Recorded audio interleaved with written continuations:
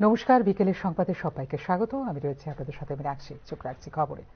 আরও মোট 4টি জাতীয় সড়ক নির্মাণের ক্ষেত্রে এক ধাপ এগিয়ে গেল রাজ্য সরকার। এই ক্ষেত্রে 2টি জাতীয় সড়কের ডিটেলস প্রজেক্ট রিপোর্ট শীঘ্রই কেন্দ্রীয় সরকারের কাছে পাঠাবে রাজ্য সরকার। রাজ্যের যোগাযোগ ব্যবস্থার ব্যাপক উন্নয়নে অগ্রাধিকার দিয়ে কাজ করছে সরকার। এরই অংশ হিসেবে রাজ্য সরকার খুব সহসাই 2টি জাতীয় সড়কের ডিটেলস প্রজেক্ট রিপোর্ট কেন্দ্রীয় সরকারের কাছে প্রেরণ করবে, যা নীতিগতভাবে অনুমোদিত হয়েছে। বিধানসভার অধিবেশনে এই তথ্য দিয়েছেন মুখ্যমন্ত্রী ডাক্তার মানিক সাহা। উল্লেখ করা যেতে পারে, কেন্দ্রীয় সড়ক পরিবহন ও মহাসড়ক মন্ত্রক নীতিগতভাবে 4টি জাতীয় সড়কের বিষয়ে সম্মত হয়েছে। এ সমস্ত সড়কগুলো খুবই গুরুত্বপূর্ণ রাজ্যের জন্য। এ সকল সড়কগুলোর মধ্যে রয়েছে কমলপুর থেকে শান্তির বাজার, যার দৈর্ঘ্য 148 কিলোমিটার, চম্পকনগর থেকে উদয়পুর, যার দৈর্ঘ্য 40 কিলোমিটার, অমরপুর থেকে উদয়পুর, যার দৈর্ঘ্য 24 কিলোমিটার, এবং শান্তির বাজার থেকে বিলোনিয়া, যার দৈর্ঘ্য 17.25 কিলোমিটার।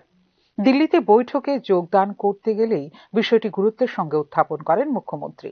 এক্ষেত্রে কমলপুর থেকে শান্তির বাজার পর্যন্ত 148 কিলোমিটার দৈর্ঘ্যের সড়কের জন্য ডিপিআর তৈরি করা হচ্ছে এবং অমরপুর থেকে উদয়পুর পর্যন্ত 24 কিলোমিটার দৈর্ঘ্যের সড়কের জন্য ডিপিআর তৈরি শেষ হবে শীঘ্রই। এরপরেই সেগুলি কেন্দ্রীয় সরকারের কাছে প্রেরণ করবে রাজ্য সরকার। উল্লেখ করা যেতে পারে, রাজ্যের সড়ক সংযোগ সম্প্রসারিত করতে ত্রিপুরায় 2800 কোটি টাকার প্রকল্প অনুমোদন করার নীতিগত সিদ্ধান্ত নিয়েছে কেন্দ্রীয় পরিবহন ও মহাসড়ক মন্ত্রক। গত 24 অক্টোবর 2024 সালে নয়াদিল্লির বাণিজ্য ভবনে কেন্দ্রীয় সড়ক পরিবহন ও মহাসড়ক মন্ত্রী নীতিন গডকরির সভাপতিত্বে একটি পর্যালোচনা সভা নেওয়া হয় এই সিদ্ধান্ত। ফিউরো রিপোর্ট, নিউজ নাও। বাঙালির 12 মাসে 13 পার্বণ, আর একটি পার্বণ হলো এর মধ্যে মকর সংক্রান্তি। সংক্রান্তি মানে আলপনা, কীর্তন, হরিলুট, পিঠেপুলি। কিন্তু .com-এর এই ঝুঁকি কোনো রকম ভাবে বেঁচে রয়েছে বাঙালির এই সংস্কৃতি।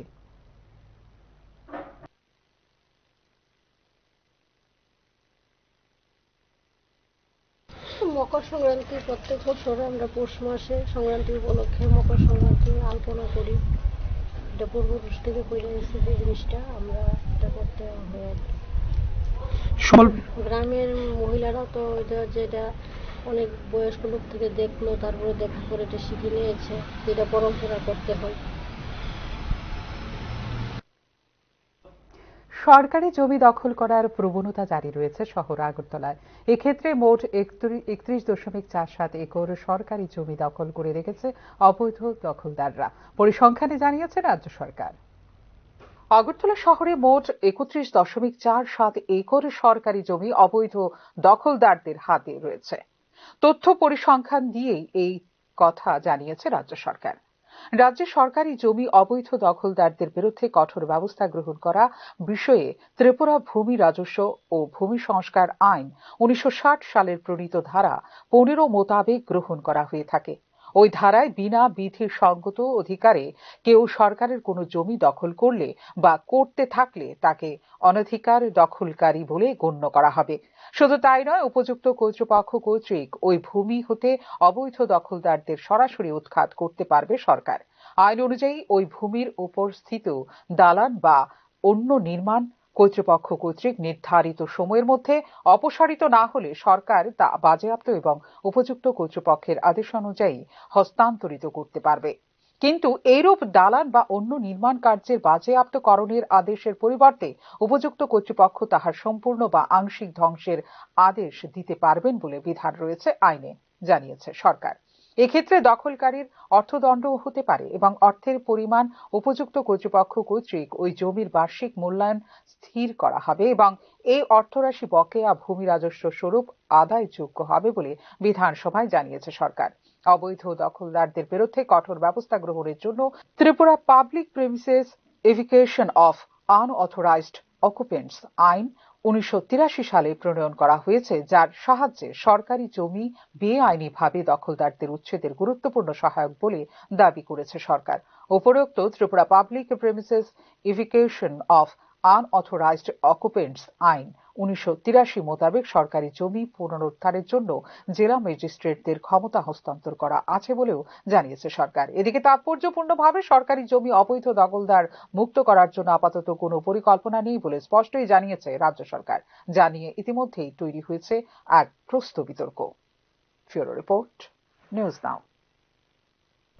ত্রিপুরা রাজ্য অলিম্পিক অ্যাসোসিয়েশনের অবস্থান নিয়ে অবশেষে লিখিতভাবে বিস্তারিত রিপোর্ট তুলে দেওয়া হলো ভারতীয় অলিম্পিক অ্যাসোসিয়েশনের সভাপতি পিটি উষার হাতে।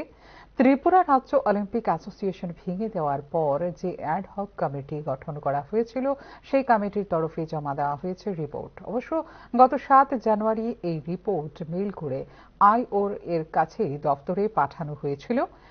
দিল্লিতে ইন্ডিয়ান অলিম্পিক ভবনে আইও এর সভাপতি পিটি উষার হাতে ত্রিপুরার অলিম্পিক সংক্রান্ত রিপোর্ট তুলে দিলেন অ্যাডহক কমিটির অন্যতম সদস্য তথা অরুণাচল অলিম্পিক অ্যাসোসিয়েশনের সচিব বামাং। এই রিপোর্ট জমা দেবার পাশাপাশি ত্রিপুরা রাজ্যে অলিম্পিক অ্যাসোসিয়েশনের বিভিন্ন অভিযোগ ও সমস্যা নিয়ে তিনি চর্চাও করেন আইও এর সভাপতির সঙ্গে।